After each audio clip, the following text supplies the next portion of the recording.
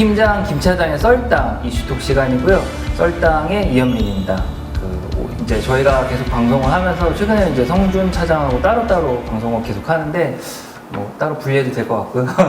이제 각자 이제 오늘 좀 나눠서 하고 있는데 이번에는 이제 올해가 벌써 이제 7월이라서 생각해보니까 올해 한 해 너무 빨리 지나가는 것 같더라고요. 뭐 연초 시작에 코로나 뭐 지나가겠지 했는데 그 뭐 끝이 없고 또 시장도 뭐 말도 안 되는 이슈들이 계속 일어나가지고 엄청 시간이 빨리 간 것 같고요. 또 이제 뭐 저희가 다른 썰당 프로에서 얘기 드렸지만 이제 올해 되게 큰 변화가 있는 시점에 우리가 함께 하고 있는 게 아닌가 어찌 보면 이제 지금은 모르지만 뭐 미래에는 교과서에 나오는 한 시기를 보내고 있지 않을까 이런 생각이 들고 있고요.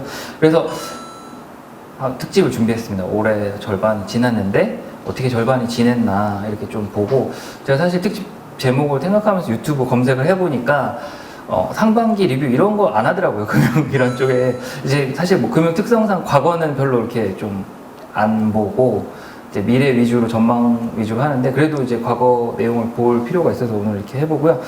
특집의 특집이라 오늘 게스트 두 분 모셨습니다. 그래서 이제 두 분 이제 기존에 투자 활동도 하셨고 이제 트레이더의 비유적인 측면에서 좀 얘기를 해주시면 더 도움이 되지 않을까 이렇게 두 분 모셨는데요. 강승희 전무님, 조세일 대표님 두 분 반갑습니다. 안녕하십니까? 네, 안녕하세요. 네. 네. 그래서 두 분 이제 이번에 저희 좀 프로에 처음 이제 오시게 됐는데 이제 자연스러운 대담 형태로 오늘 이제 좀 시장 좀 살펴보고 할 거고요. 두 분 이제 간단히 자기소개 전문부터. 네. 네, 안녕하세요. 저는 조세열이고요. 저는 이제 직장 생활을 삼성물산에서 자원사업부에서 네. 이제 원자재를 수입하는 업무로 시작을 했었었고요. 네. 그 다음에 이제 삼성선물이라는 이제 선물 중개회사로 옮겨서 거기서 네. 이제 주로 해외 시장, 네. 그러니까 뭐 미국이나 영국이나 이쪽 시장을 갖다가 중개하는 업무를 했었었고 그 이후에는 이제 호주계 맥쿼리로 옮겨서 거기서 이제 주로 장외 파생 상품 쪽 세일즈를 담당을 네네네. 했었습니다. 그래서 주로 기업이나 아니면은 기관 투자자들을 대상으로 해가지고 맞춤형 솔루션을 제공을 하고 그다음에 이제 투자 상품을 제안하는 그런 일을 했었었고요. 지금은 이제 친구들하고 같이 이제 스타트업 하나 만들어가지고 네. 지금 지금 회사 운영도 하고 있고 그다음에 투자 활동도 하고 있습니다. 네.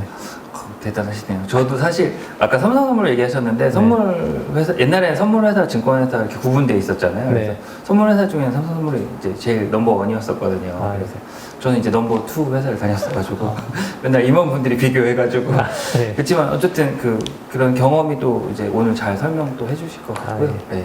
그다음 소개해 주시면. 네, 안녕하세요. 네. 저는 KP자산운용의 강승이라고 합니다. 저는 제일 처음에 은행에서 직장 생활을 시작했고요. 시중은행에서 직장 생활하면서 이제 파생상품 트레이딩이라는 걸 처음으로 시작을 했습니다. 그때 우리나라에 파생상품이 별로 없었고요. 그런 시기에 국내 시중은행들이 한 5개 정도가 딜링룸에 한두 명 정도 사람들을 뽑아서 이제 외환이랑 이자율 파생상품들 거래를 하는 데서 시작을 했고요. 그랬다가 이제 IMF가 터져서 증권사로 옮겼고요. 그때 이제 삼성증권에서 이제 프랍 트레이딩을 했었고요. 그래서 선물 옵션 이제 뭐 여러분이 잘 아는 뭐 틱식이나 아니면 뭐 시스템 트레이딩이나 네. 옵션 양매도나 뭐 차익 거래나 뭐 이런 거래들을 주로 했었고요. 그러다가 이제 9.11 때 이제 손실을 왕창 보고 이제 그리고 이제 이거 하지 말아야 되겠다. 그래가지고 시티은행 그 당시에 이제 한미은행 가서 이제 스트럭처 프로덕이라 그래서 이제 주가 지수 연동 예금 뭐 이런 거 만들어서 좀 팔다가 네. 이제 증권사들이 이제 ELS라는 거를 라이센스를 받아서 이제 증권사 쪽에다가 이제 그런 물건들을 파는 스트럭처링해서 트레이딩을 하면서 복제를 하면서 이제 그런 데다 파는 업무를 하다가 이제 어떻게 하다 보니까 이제 홍콩의 스탠다드 차타드 은행에서 이제 파생 상품 데스크를 셋업하게 돼서 2007년도에 홍콩에 가서 한 8년 이제 지금 여러분들이 잘 아는 뭐 ELS 해지하는 그런 업무를 쭉 담당하다가 이제 어느 정도 되고 나서는 이제 스탠차가 에커티를 또 문을 닫더라고요. 그래가지고 그래서 이제 한국에 다시 들어와서 KB증권에서 이제 ELS랑 이런 파생상품 운용 쪽 담당 부서장 하다가 이제 그만두고 지금은 이제 스타트업 하는 저도 마찬가지로 스타트업 사모자산 운용사에 조인해서 거기서 또 똑같이 비슷하게 이런 그 스트럭처 프로덕트들의 를 복제하는 펀드를 만들어서 팔고 있습니다. 네. 저도 이제 옛날에 취업 준비할 때 1순위가 은행이었거든요, 사실은. 그래서 어째 은행이 안 돼서 사실 어떻게 보면 증권사 온 건데, 지금 볼 때는 또, 뭐 저는 개인적으로 은행 증권사도 매력이 있지만 또 증권사가 향후에는 좀 더 매력이 있지 않을까. 정부에서 좀 관심 가져주면.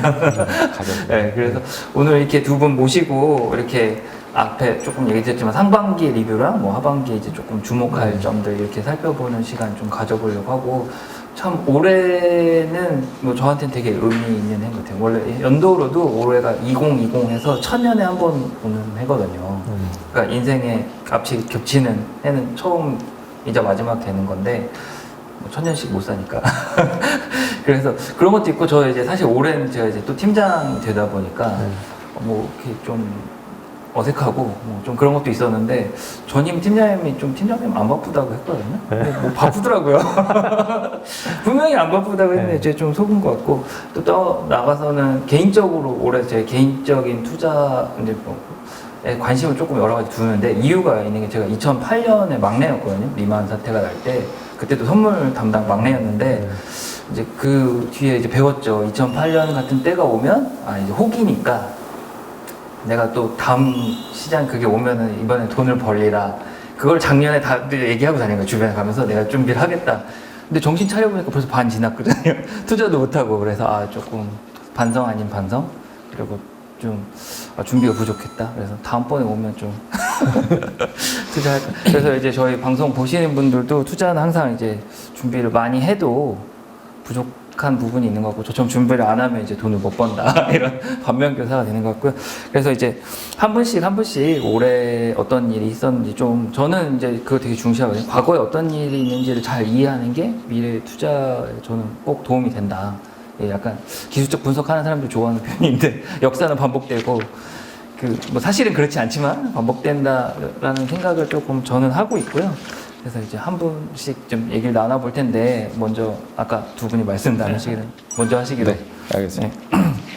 강 전무님이 좀 먼저 한번 해볼까요? 네, 제일 처음에 그 finbiz.com이라는 사이트를 보면은 시가총액별로 사각형을 만들어주고 그 다음에 그 종목들이 다 한눈에 보이는 그 다음에 YTD면 YTD 아니면은 뭐 월 수익률은 월 수익률로 전환해서 볼 수 있는 사이트가 있어요. 그래서 그 사이트를 이제 스크린 캡처를 해놨어요.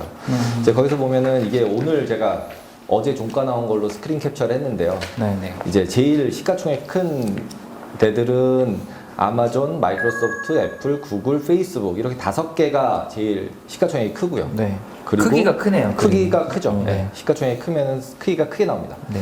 그리고 같은 이제 업종끼리도 또 묶어놨어요. 그래서 딱 보시면 아 이게 파란색, 초록색이 굉장히 많은 데는 이게 아웃퍼폼한 데고 빨간색이 많은 건 되게 언더퍼폼한 데다. 이런 걸 볼 수 있어요. 그래서 보면 저 아래쪽에 뭐 JP 모건 조그만 사각형으로 보이거든요. 네. 왼쪽 맨 아래쪽에 보면은 이제 미국에서 제일 큰 은행인데 전 세계 제일 큰 은행인데 지금 저기 찌그러져서 마이너스 30% 보입니다. 네.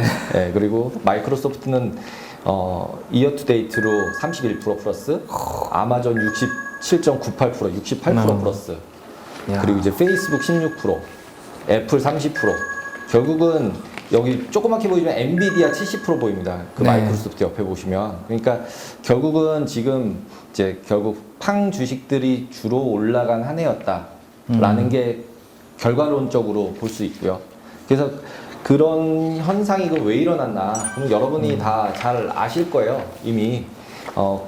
그래서 이 사이트를 하나 제가 붙였던 사이트가 있는데 이건 존옥 대학에서 실제로 코로나 바이러스에 대한 전 세계를 그래픽을 가장 잘 만들어 놓은 사이트예요. 그래서 그 arcgis.com이라는 걸로 앱으로 아예 만들어서 뿌려놨어요. 그래서 나라를 탁 찍으면 그 나라 이제 코로나 바이러스가 올라가는 추이도 다 보이고요. 다 나와요. 그래서 거기서 보시면은 1등은 US고요. 330만. 예, 그래서 쭉 있습니다. 그래서 이걸 보시면 이제 뭐 코로나 바이러스 때문에 결국은 이제 주가가 저렇게 양분화됐다라는 거를 그냥 뭐 여러분도 워낙 뉴스를 많이 들으셨을 테니까 그러니까 집 밖에 못 나가니까 집안에서 할 수 있는 집안에서 할 수 쇼핑, 있고 뭐 게임, 뭐 딜리버리, 네, 그다음에 쇼핑도 결국 다 거기서 하고 그러니까 백화점은 다 문 닫고 네. 여행주 다 문 닫고 그다음에 크루즈 주식들 다 문 닫- 셧다운되고 네. 이런 상태가 돼서 결국은 이제 하락 제일 많이 한 종목들이 다 그 군에 있고요. 상승 제일 많이 한 종목들은 온라인으로 있어요. 그래서 온라인이 저렇게 많이 올라간 이유는 이제 나머지가 다 죽으니까 그거에 대한 페이버를 온라인이 다 받을 것이다 라는 이제 기대로 네. 올라가는 거라고 보입니다. 그리고 그렇지만 결과론적으로 그 뒷장 다시 넘겨서 이제 다음 번 보시면은 페드가 미국이 돈을 막 풀었다. 네. 이런 얘기를 막 하잖아요. 네네. 그러면은 그 돈을 풀었는데 그럼 돈을 풀었다는 얘기를 이해하기가 되게 어려워요, 원래. 네. 돈을 찍어서 뭐 누굴 줬다는 얘기냐. 그쵸. 그런데 기본적으로 보면은 그 프레드라고 이제 페드의 원어브인 아틀란타에 있는 주에 있는 데에서 되게 이런 사이트를 잘 만들어놨어요. 그래서 이거는 되게 오피셜한 사이트고요. 프레드라는 네네. 사이트는. 그래서 여기 보시면은 페드가 가지고 있는 에셋을 보여줘요. 그래서 자산. 이게 위클리 베이스로 바이위클리 베이스로 매번 올려줘요. 그러니까 거의 리얼타임으로 페드가 자산이 늘어났다 줄어들었다를 다 보여줘요. 우리나라로 따지면 한국은행이 가지고 있는 모든 채권을 평가를 해서 그 자산 사이즈를 매번 공시하고 있는 거예요. 그러니까 되게 그 투명한 나라긴 투명한 나라인 것 같아요, 미국이. 네. 그래서 보시면은 서브프라임 때 2008년도 9월에 페드가 돈을 확 풀어가지고 얼마를 이제 했냐면 9천억 달러였던 거를 2.2조 달러까지 늘렸어요. 이게 3달 걸렸어요, 3달. 맞아요. 네, 3달 걸리는데 1.3조 늘려가지고 했는데 그때 그래서 이제 바닥을 찍고 리커버리가 됐죠. 네네. 그 다음에도 근데 지속적으로 계속 샀어요. 계속 경기가 안 좋았다는 얘기죠, 기본적으로는. 그래서 쭉 가다가 2020년도 쯤에 가면 좀 이제 2014년도 4.4조를 찍고 점점점 줄어들었어요. 얘네들이 보통은 다시 팔지 않기 때문에 네네. 만기가 돼서 정리가 아. 됐다라는 걸 볼 수 있어요. 그래서 간신히 줄어들고 있는데 코로나가 터졌어요. 그래서 3월 달에 4.2조였는데 6월 달에 7.2조 달러의 에셋을 가지게 됐어요. 그 얘기는 뭐냐면 이게 얼마야? 3조 달러를 찍은 거죠. 지금 그러니까 산 거죠. 산 거죠. 예. 그러니까 뭐 이렇게 돈을 풀었다 생각하면 되겠죠. 그쵸. 시중에. 돈을 네. 풀어서 그 돈으로 뭐 그 ABS도 사고 국채도 사고 회사채도 사고 ETF도 사고 그래서 사이트에 들어가시면 페드 사이트에 들어가면은 그 페드가 산 주식들도 다 나와요. 네. 리스트가. 예. 그래서 뭐 ETF들 하이힐드 ETF들 같은 것도 다 샀어요. 진짜로. 네. 중앙은. 요번엔 진짜 엄청나게 돈을 풀고 있더라고요. 그렇죠. 네. 그래서 이제 그 내용을 조금 원래 오늘 좀 나눴으면 좋겠다라고 생각을 했어요. 그래서 페드의 액션이라고 이제 제가 정리를 했는데 네네네. 얼마나 무식하게 23일 날 했는지 3월 23일 날 했는지 그 부분을 이제 설명을 조금 드리려고 했대요. 네네. 문자가 그래서 많은데 첫 번째는 국채를 막 샀고요. 네. 두 번째는 그 안정기금이라고 해서 ESF 안정기금이라는 걸 만들어가지고 직원, 그 다음에 소비자 이런 데들이 적자가 나면은 그냥 거기에 도와주는 프로그램을 만들었어요. 그 다음에 세 번째는 투자 등급 회사채를 그냥 사주는 비클들을 만들었어요. 그게 뭐 PMCCF 이런 어려운 말 뭐 있으니까 이거는 그냥 잊어버리셔도 돼요. 투자 등급 회사채를 막 사줬다. 네, 그 그러니까 두 종류를 해서. 회사의 채권을 막 사서 회사한테 돈을 준 거죠. 준 네. 거죠. 네, 그러니까 이거를 리퀴디티가 없어지면 네. 유동성이 떨어지게 되면은 더 파는 사람이 많으니까 네. 그러면 쭉 빠지면 금리가 올라가면 회사가 부도가 나니까 네. 파는 애들이 있어 팔아봐 내가 다 사줄게. 네. 그리고 다 사버린 거예요 그냥. 그러니까 결국은 다른 사람들이 팔 이유가 없잖아요. 빠질까 봐 그쵸, 파는 그쵸. 건데. 네. 그래서 그걸 안정화시켰고 그랬는데도 더 빠지니까 어떤 일을 했냐면 이제 ABS라고 하는 게 자산을 담보로 한 대출들을 갖다가 유동화시키는 채권들인데 자동차, 학자금, 카드 뭐 별의별 담보 대출이 되게 많더라고요. 미국에 그 담보 대출을 다 모아서 하는 회사들이 있는데 그래서 ABS를 발행을 하는데 그것들이 또 돈이 안 돌면 개인들이 또 부도가 나버리니까 아예 그것도 다 사줘버리기로 했어요. 그게 이제 탈프라고 불리우는 또 프로그램이었어요. 네. 그 다음에 그것까지 했는데도 안 되니까 그 다음 거는 뭐냐면 MMF조차도 담보로 또 사줬어요. 그러니까 한마디로 MMF 다 환매에 일어나서 캐시런 날까봐 그것도 다 사준다. 그러고서 그것도 다 사버렸어요. 그 다음에는 안 되니까 지방 정부채도 다 사준다. 그 다음에 맨 마지막에는 은행들이 중소기업 대출해 들어가고 돈 줄게. 그러니까 이게 뭐 A to G까지를 돈을 다 푼 거예요. 다 한 풀어. 번에. 한 이게 번에. 한 날짜에 나온 거예요. 23일 날. 하루에. 그 뒷장을 보시면 그냥 차트, S&P 차트가 있어요. 네, 보시면은 딱 3월 23일 찍고 난 다음에 차트예요. 아, 그게 딱 3월 22일 날 그 발표가 나고 한번 점프해서 올라가고 그다음에 쭉 올라가고 있는 거죠. 네. 내려가지 못하는 거죠. 무서워서. 그렇죠. 중앙은행이 무서워서. 그래서 그러니까- 상반기는 그냥 딱 정리를 하면 코로나로 빠져서 중앙은행이 받쳐 올렸다. 아. 그래서 제자리에 갖다 놨다. 그렇죠, 그렇죠. 이게 이제 상반기 그 움직임이라고 보시면 될 것 같아요. 그리고 이제 그 뒤에는 제가 이제 탈프라는 프로그램이 너무 이제 특이해서 제가 이제 설명을 좀 드리려고 했어요. 왜냐하면 탈프는 아까 전에 ABS를 담보로 해서 하는 대출이라고 그랬잖아요. 네. 근데 이제 그게 뭐냐면 그냥 그것만 우리나라 같은 거 사주는데 얘네들은 역시 또 이제 그 선진금융이라서 자기네들은 10빌리언만 딱 내고요. 네. 100조인 거죠. 100조. 1빌리언 그러니까 100조 정도 얼마죠? 이게 10빌리언이면? 1빌리언이 1조니까 10조죠. 10조죠. 10조. 12조 정도를 하는데 10배 레버리지에서 자기네가 돈을 줄 테니 니네가 회사를 만든 다음에 그걸로 펀딩을 받아서 사줘라. 이렇게 구조를 만들고 그 다음에 10%는 에코티를 만들고 90%는 페드가 돈을 줘요. 그래서 10%는 페드가 준 돈이 아니라 전 세계 인베스터들이 사요. 원금이 깨지면, 그러니까 부도가 나서 원금을 못 받으면 페드가 손해가 나는 게 아니라 에코티 투자자가 손해가 나게, 페드는 손해가 안 나게. 이런 어떻게 훌륭한 이렇게 또 조건이 잘 몰라요. 지금 이게 저도 이제 잘 몰랐던 건데 그 뒷장 보시면은 현대인베스트먼트 자산운용이라는 데서 이 탈프 채권을 판다 그래가지고 제가 알아보다 보니까 여기 있는 10% 에쿼티를 판 거예요.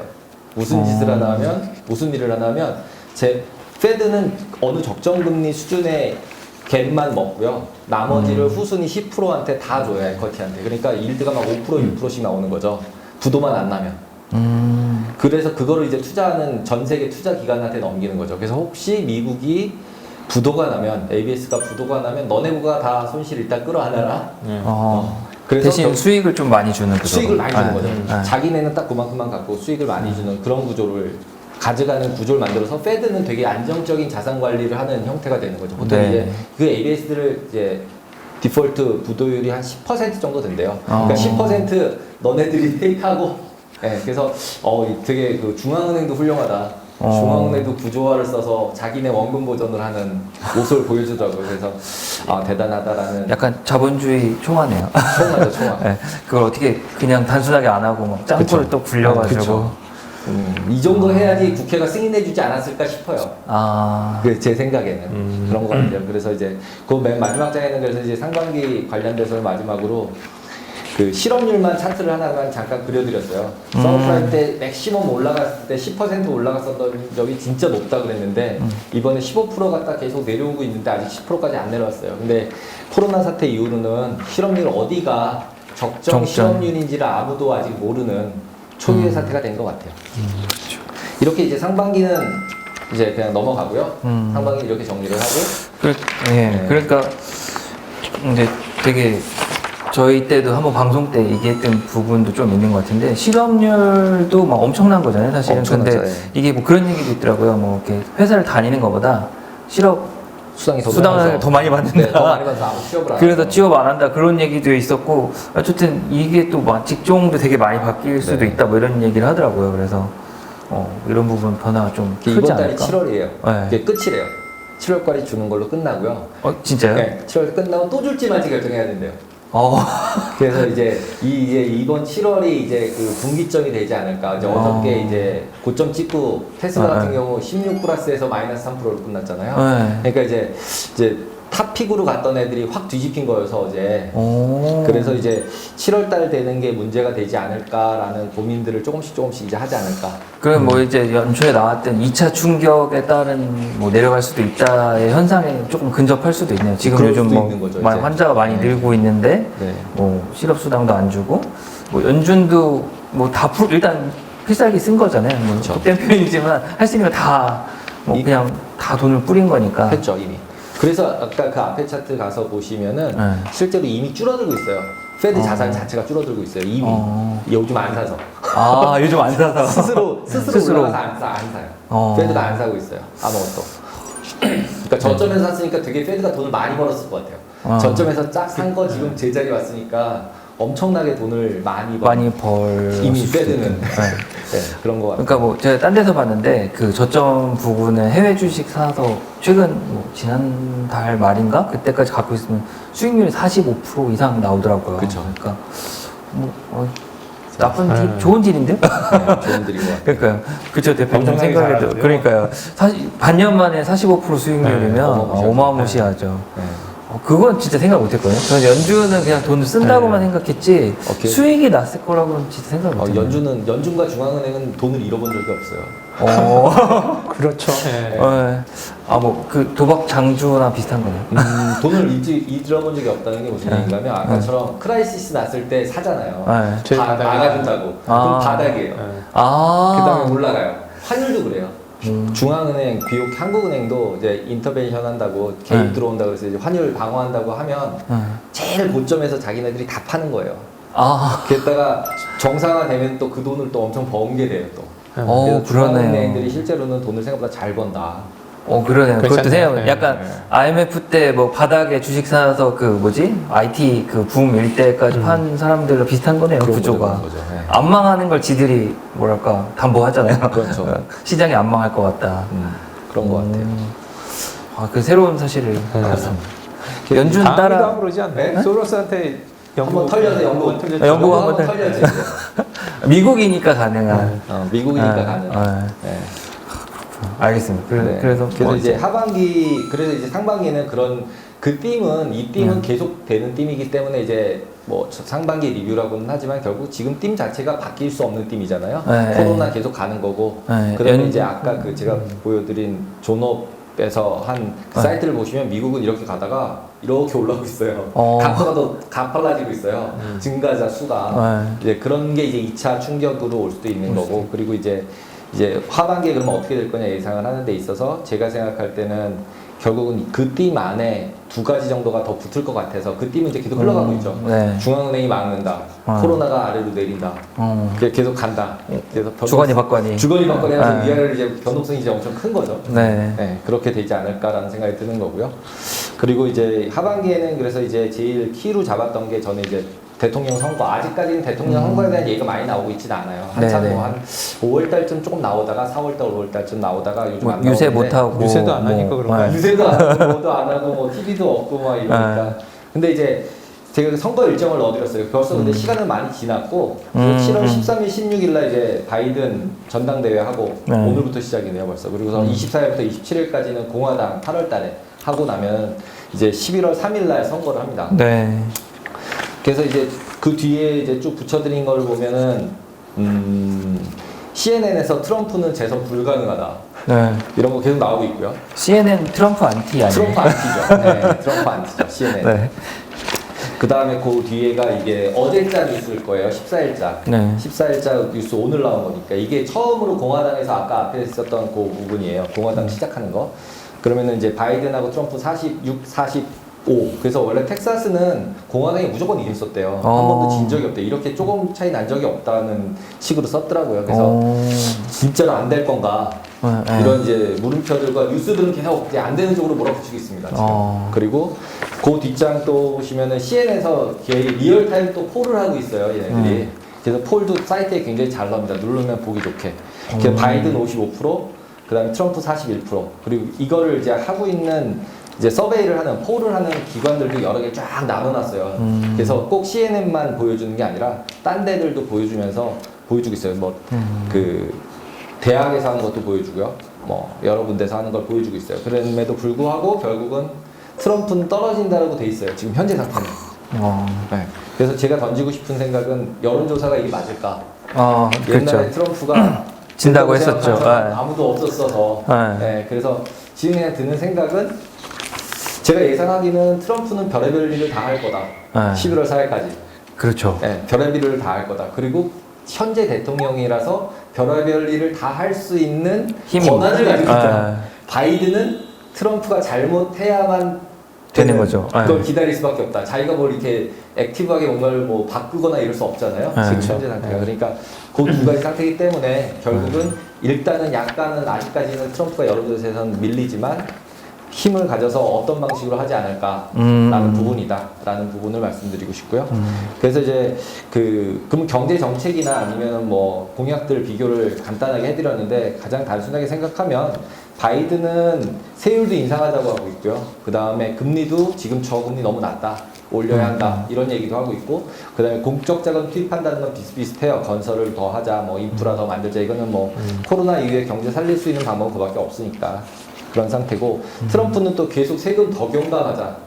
그리고 이제 규제 완화하자 이러고 있거든요. 그래서 이제 어떤 분들은 얘기를 할 때 트럼프가 친 주식 시장 이거 바이든 된 폭락이다 아, 이런 맞아요. 사람도 있어요. 예. 그런 얘기 많이 있다. 그런 얘기 많잖아요. 예. 네. 근데 트럼프가 안 돼야 된다고 얘기를 하는데 그럼 폭락하자고 얘기하는 거잖아요. 그러니까 네. 애매하기 때문에 그래서 아까 말씀드린 것처럼 맨 마지막에 찍을 때 가서는 망설이. 예, 찍을 때 가서는 왜냐면 4021K나 미국 사람들 주식들 다 가지고 있는데 주식 폭락하면 이제 힘들잖아요. 그렇지 않아도 잡 떴는데 주식까지 폭락해서 퇴직금 반토막 나면 안 날리면. 되니까.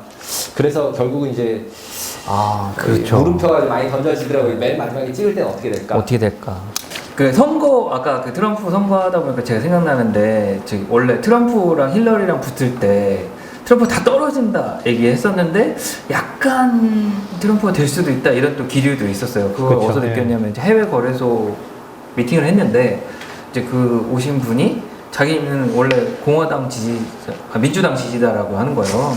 그런데 힐러리가 너무 싫다는 거예요. 힐러리가 약간 도덕적 결함이 있잖아요. 사실 뭐랄까 미국인들 싫어하는 거짓말쟁이 그런 이미지가 있어서 그 얘기를 할 때 트럼프가 될까? 그런 생각이 들어가지고 사실 그때 제가 선임 팀원이었거든요. 내가 밤을 샐게 근데 밤새 아무 일이 없는 거예요. 그냥 뭐 다 여론조사도 힐러리 되고 뭐 투표도 순조롭고 뭔가 트럼프 선거할 때 뭔가 이슈 있을 것 같았잖아요. 뭐 약간 그쵸. 뭐 투표 방해랑 뭐 네. 그런 그러고서는 이제 아침에 8시에 이제 팀원들이 다 출근해야지.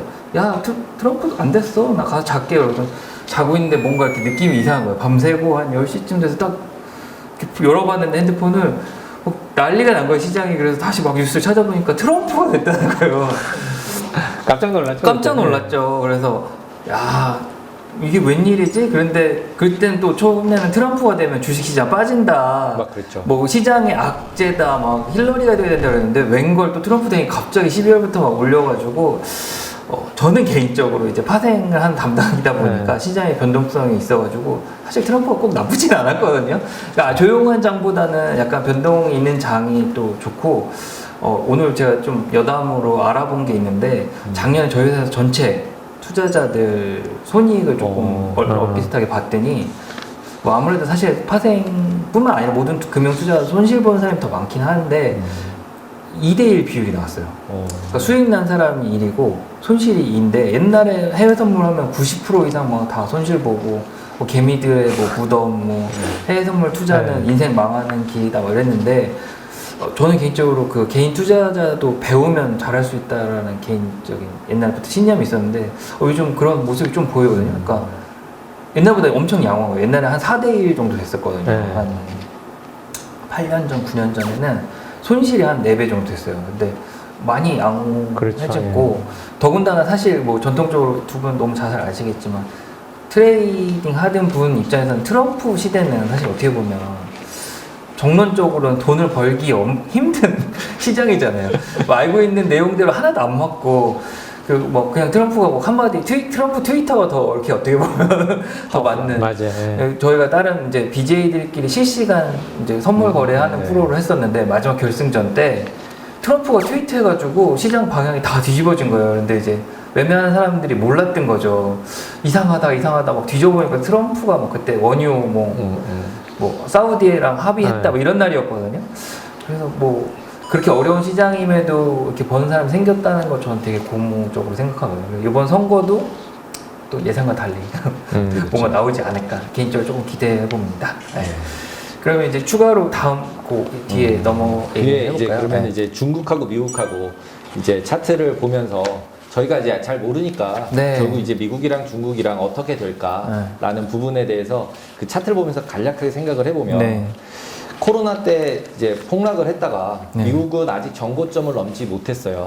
근데 중국은 정고점을 넘었어요. 최근 3년간의 정고점이 넘어갔어요. 그게 이제 뭐 중국 개미가 들어왔다. 뭐 미국도 뭐 로빈훗이 들어왔다. 뭐 이러면서 뭐 말들을 많이 하는데 동학개미처럼 미국 로빈훗이라고 그러죠. 여기도 또 중국 중국 개미, 중국 인민 뭐 이런 얘기를 하는데.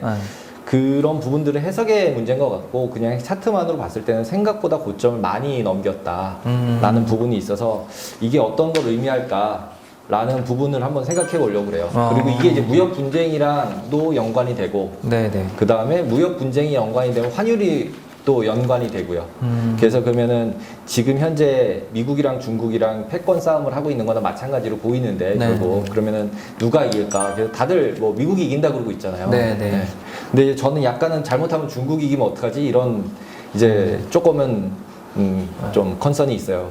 두려움이라고 한국인들은 그럴까? 별로 원치 않을 것 같아요. 중국 잘 되고 일본 잘 되는 거 보기 좀 싫잖아요. 그래서 일본 잘 되는 일본보단 낫잖아요. 일본보다는 조금 낫죠. 그래서 지금 이제 제가 그 다음 거 본 거는 트레이딩 이코노믹스.com이라는 사이트가 있어요. 이 네. 사이트도 이제 클릭을 해보면 굉장히 자료가 잘 정리가 돼 있어요. 그래서 보시면 GDP별로 또는 인구별로 뭐 그다음에 실업률별로 그다음에 뭐 인플레이션 뭐 클릭하면 이렇게 소팅도 빡빡 되고요. 나라별로. 오, 이건 네. 되게 유용하네요. 네, 유용해요. 되게 유용해요. 그리고 되게 잘 만들어놨어요. 색깔도 딱 변해서 딱 보면 딱 볼 수 있어요. 그래서 그걸 눌러서 보시면은 미국 같은 경우 GDP가 지금 단위가 저도 헷갈리는데 21,428인데 차이나가 14,343이에요. 2등이고 유로존 전체를 합친 게 13,300이에요. 와, 중국이 엄청 크네요. 엄청 크죠? 근데 일본을 우리가 알로 보지만 일본 거기 다음이에요. 5천이에요, 5천. 그러니까 유로존 전체 합친 거에 한 3분의 1보다는 조금 많은 수준? 우리나라도 있어요. 우리나라 13등이에요, 13등. 그 밑에 1642. 거의 한 2.7배 한국, 일본하고 그 정도 차이 나네요. 그렇죠. 2.7배 나는 거죠. 이런 상황인데 기본적으로 자본주의가 돌아가는 메커니즘이 결국 소비 메커니즘인데 코로나로 인해서 수출 수입 안 하고 자국으로 다 돌아와라 트럼프 하고 네. 있고 각자 나라들 문 닫고 있고 네. 그다음에 지금도 어제도 홍콩 셧다운 다시 시작했어요. 그러니까 그 코로나로 걸린 사람을 찾았는데 네. 어디서 걸렸는지 모른대요. 그랬더니 그냥 다시 셧다운 다 해가지고 학교도 다 문 닫고 네, 오늘부터 이제 이런 상태가 계속되면은 결국은 뭐 유럽도 그렇고 홍콩도 그렇고 이제 거주자 카드나 비자 없는 사람들 못 들어오거든요. 네, 아예. 네. 그러니까 결국 이제 왔다 갔다를 못 하는 거죠. 예, 그런 상태가 약간 되면은 고립되는 고립이죠. 거네요. 서로 네. 서로 고립이니까 서로 서로 먹고 살아야죠 이제. 네. 자급자족을 해야 되는 거죠. 각자 도생을 해야 되는 상국인데, 근데 자본주의는 소비가 늘어나야 되잖아요. 네, 소비로 먹고 사는데 인구를 보면은 딱 그쪽에 차트 맨 오른쪽 가서 보시면은 14억, 14억. 그다음에 미국이 3억 2천 9백. 예, 그다음에 유로존 전체가 3억 4천밖에 안 되더라고요. 예. 일본도 큰 이유는 1억이 넘어요. 1억 2,600이에요. 예. 인구가 많더라고요. 많죠. 그러니까 잘 살면서 많은 거죠, 얘네들 네. 지금 그죠? 그다음에 인디아 같은 데는 13억이어도 너무 후졌어요. GDP가 너무 심해요. 뭐 2,800밖에 안 되니까 우리보다 조금밖에 안 많은 거죠. 우리보다 그렇죠. 인구는 훨씬 많은데. 인구가 엄청 네. 많아요. 그래서 지금 이렇게 해서 이런 걸로 이렇게 몇 개를 조합을 해보면 중국이 만만하진 않은 상태인 것 같다. 그래서 트럼프가 이제 기술 이전도 안 하려고 하고 네. 계속 기술 이전 시켜서 글로 가서 거기서 혼자 잘 먹고 잘 살면 네. 이제 되게 힘들잖아요. 그렇죠. 미국도. 네. 예, 그래서 이제 그걸 막는 것 같다는 생각이 들고요. 예, 그래서 중국을 좀 같이 미국 볼 때 봐야 되지 않겠냐라는 네. 이제 코멘트를 드리고 싶습니다. 그래서 이제 달러 인덱스 쪽 보시면은 달러 인덱스랑 S&P 500이랑 보시면은 이제 뭐 결국은 이제 주가 폭락하면 달러가 오히려 강세가는 모습을 보였고 오히려 주가가 상승할 때는 달러가 약세가 되는 그러니까 달러가 약세라는 얘기는 리스크 테이크 해라 이런 얘기라고 보시면 될 것 같습니다. 네. 그래서 최근에는 이제 리스크 다시 온 모드로 좀 넘어가고 있다. 근데 이제 오늘 약간 고점을 찍은 듯해서 2차 웨이브가 있을지 없을지 잘 모르겠다라는 부분입니다. 그리고 네. 마지막으로 말씀드리고 싶은 게 이제 중국 환율, 그다음에 홍콩 뭐 이런 뭐 그 민주화법 통과 때문에 이슈들이 있지만 결국 환율이나 이런 거 하나도 안 움직이고 있고요. 홍콩 달러 패구도 안 움직이고 있기 때문에 결국은 미국이랑 이제 맞짱을 뜨기 시작을 했다. 중국은. 그리고 환율도 이미 보면은 거의 달러 인덱스 움직이는 것과 유사하게 움직이고 있고 오히려 이번에 스윙할 때 코로나 때 스윙할 때 보면은 여기 차트 보여드리는 거 보시면은 CNY는 생각보다 안 움직였어요. 확실히 정부가 개입을 하고 있기 때문에 그렇기 때문에 CNY 자체가 좀 약세로 가고 달러가 좀 약세로 가주는 전망이 지속된다면 주가는 더 갈 수 있지만 이게 뒤집히면은 기본적으로는 좀 어렵지 않겠냐, 장이 다시 한 번 정도 코렉션이 있지 않겠냐. 라는 게 이제 하반기 전망이라고 보시면 될 것 옛날에 같습니다. 뭐 무역 전쟁 한참 할 때 환율 조작국으로 그쵸. 건들려고 하다가 말았죠. 말았는데 네, 그래서 그걸로 이제 계속 또 이제 한번 건드릴 거고 그리고 네. 이제 아까 왜 선거랑 중국을 같이 말씀드렸다면 결국 이제 무역 분쟁 얘기 다시 꺼내면서 주가를 폭락을 시키고 다시 올려야 이제 트럼프가 이제 선거할 때 이제 역시 내가 하니까 된다 하려면 7, 8월 정도에 빼야 7, 8, 9 빼야 11월 달까지 좀 리커버리 기초- 하면서 이제 하니까 요 기간 동안에는 뭐를 막 아무거나 던져서 트럼프가 뭔가를 던져서 막 장을 빼지 않을까? 뺀 다음에 마지막에 역시 나는 슈퍼맨이야 이러고 딱 등장해서 쫙 올려주면서 나를 찍어야 해 만들고 찍게 만들어서 당선을 목표로 하지 않을까. 그럴 수도 있겠네요. 예. 전략적인데요. 전략적으로. 그렇지 않을까라는 이제 그 소설입니다, 소설. 예전에 제가 그 저희 프로 할 때 좀 소개한 책이 있는데 피터 나버로라고 그 지금 뭐 트럼프 행정부의 이렇게 싱크탱크 역할을 하는 사람인데 그 사람이 쓴 책을 보고 좀 얘기를 했거든요. 중국하고는 이제 화해할 생각이 없다, 미국은. 그 사람 주장은 그런 거였거든요. 근데 얼마 전에 피터 나버로가 한번 얘기했더라고요. 중국하고 무역 협상 끝난 거다. 근데 갑자기 확 빠지니까 행정부에서 아니 그 정도는 아니다 그렇게 했는데 어찌 보면 속내를 말한 걸 수도 있겠네요. 그렇죠. 사실은 끝났고 이제 더 때릴 타이밍 보고 있다. 서로. 이럴 수 있는. 그런 것 같습니다. 그러니까 그 미국은 저는 개인적으로 이렇게 유야무야로 끝낼 생각이 없다고 저는 생각하거든요. 그걸 어디서 느꼈냐면 그 군인들이 약간 그런 생각을 하나 봐요. 미국은 이제 당이 바뀌어도 군인 정책은 좀 일관된 그런 성향이 있잖아요. 약간 그렇죠. 자국 우선주의, 군대 관련해서. 근데 군이 약간 가상의 적으로 중국을 생각하고 하는 활동을 조금 더 이렇게 공격적으로 하는 것 같더라고요. 최근에 보면. 많이 그 얘기는 이제 내면에 있는 이제 겉으로는 얘기 못하는 속마음은 일단 꺾겠다 이런 마음이 있는 게 아닌가 저는 개인적으로. 네. 그리고 뭐 트럼프가 잘 때리더라고요. 중국 때리는 거 보면 그렇죠. 이렇게 사정, 차마 인정사정 없이 우리는 때리잖아요. 끼어서 사실 한국은 진짜 경제적으로 엄청 힘들지만 그냥 이렇게 객관적으로 싸움 구경으로 봤을 때는 트럼프가 시원하게 때리죠. 타이슨처럼 이렇게 제대로 때리잖아요. 그러면 이제 중국이 좀 맞고 좀 세게 때릴 것 같은데 이런 분위기여서 저희가 제 그 후배 오늘 저희 썰당 같이 하는 후배랑도 미중무역분장 할 때도 얘기했는데 미국이 확실히 때릴 때는 확실히 때리는 옛날 플라자 합의 때 얘기 보면 뭐 일본 완전히 뭐 싸잡아서 공격했으니까 그리고 저 개인적으로는 중국이 사실 발표야 미국이 경제 성장을 엄청나게 또 할 수 있는 발판? 그게 아닌가 저는 또 이렇게 생각을 해봅니다. 이제 거꾸로 생각하면 나라가 바뀌었을 수도 있어요. 근데 구글 나라와 애플 나라로 바뀌어서 이제는 국경이 필요 없어진 시대가 되지 않았나라는 생각도 들어요. 그래서 미친 듯이 걔네들만 오르는 건가 보다. 새로운 나라가 건국이 됐기 때문에 사이버 나라가 맞아요. 매출이 국가가 아니고. 국가가 아니고 이미 걔네들은 안 망할 건가 봐. 저기는 미국이 어떻게 이기든 되든지 중국이 간에. 이기든 쟤네 안 망할 건가 봐. 그래서 이제 그럴 수 있죠. 글로 넘어가서 얘네들만 오르나? 도대체가 오르는 이유를 찾을 수가 없거든요. 경제는 너무 나쁜 상태고 실업률도 좋아질 가능성 없고 아무것도 없는데 걔네만 오르잖아요. 그렇죠. 네. 걔네는 이제 또 구글세도 받고 이렇게 또 애플세도 받고 그러니까요. 저는 사실 이번에 오를 때 넷플릭스는 이해가 됐어요. 아 이거 많이 보니까. 그래서 저도 개인적으로 결제해서 보고 넷플릭스는 저 개인적으로 기억에 남는 게 제가 막내 때 2008년에 로이터 뉴스에 넷플릭스 뭐라고 하냐면 그때 원래 걔네가 비디오 우편으로 배달하는 회사였거든요. 그 이제 비디오 배달이 VOD 나오고 막 CD 나오면서 잘 안 된다 이럴 뉴스가 나와가지고 주가가 한 10 몇 불? 그래서 뭐 약간 벤처 회사인데 망하게 생겼다 이런 기사를 봤거든요. 그냥 이거 잘 되지 않을까 했는데 지금 가격을 보면 그때 2008년에 샀어야 해. 주식을 샀어야 되는데 지나고 보니까 제가 또 파생만 담당하다 보니까 지금 격세지감 엄청 느끼죠 넷플릭스. 근데 구글하고 애플은 저도 조금 하긴 했어요. 지금 우리나라는 삼성전자 사는 이유가 그거래요. 우리나라에서 안전자산은 삼성전자래요. 그렇죠. 주식이 아니라. 그럴 수 있죠. 안 오르긴 하는데 네. 뭐 그런 얘기 하더라고요. 그래서 그 원자재 뭐 일단 연자재 대표님 얘기해 주실 거지만 과거에 알던 원자재 말고 새로운 원자재가 있다. 이제 미래 세대에는 전자제품 안 쓸 수가 없는데 메모리 반도체가 원자재다. 그 말 되게 혹해서 삼전을 비쌀 때 샀죠. 연초에 작년 연말부터 샀는데 지금 엄청 이제 저도 비자발적 그쵸, 장기 투자 이제 장기 상속을 생각하고 있는 그런 장기 투자 하고 있는데 저도 그런 생각은 아직 변치 않고 있어요. 그런 것 같습니다.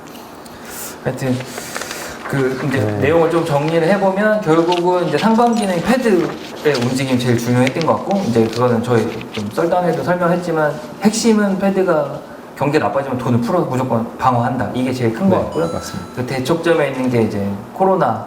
그래서 이제 최근 지금 저희 촬영하는 게 뒤에 편집이 돼서 좀 아쉽긴 한데 뭐 아마 올라갈 쯤에는 조금 더 윤곽이 잡힐 것 같아요. 근데 이제 어쨌든 코로나 어떻게 될지랑 싸움이 제일 중요한 것 같고 하반기에 봤을 때는 이제 트럼프 선거랑 이제 미중 무역 분쟁 다시 어떻게 불을 붙이느냐 요거 위주로 보면 좋지 않을까. 저도 같은 생각입니다. 알겠습니다. 그러면 이제 앞쪽 얘기를 조금 이렇게 마무리해보고 따로 얘기하시죠. 아닙니다. 뭐 정리 잘 해주시고 이제 하반기에 어떤 걸 봐야 될지 포인트도 잘 찝어주셔가지고 네. 예. 흥미진진합니다. 네. 알겠습니다. 그러면 이제 바로 이제 쉬지 않고 이어서 이제 조 대표님이 준비해주신 네. 이제 상반기 리뷰 좀 이제 섹션을 저희가 다르게 했죠. 네.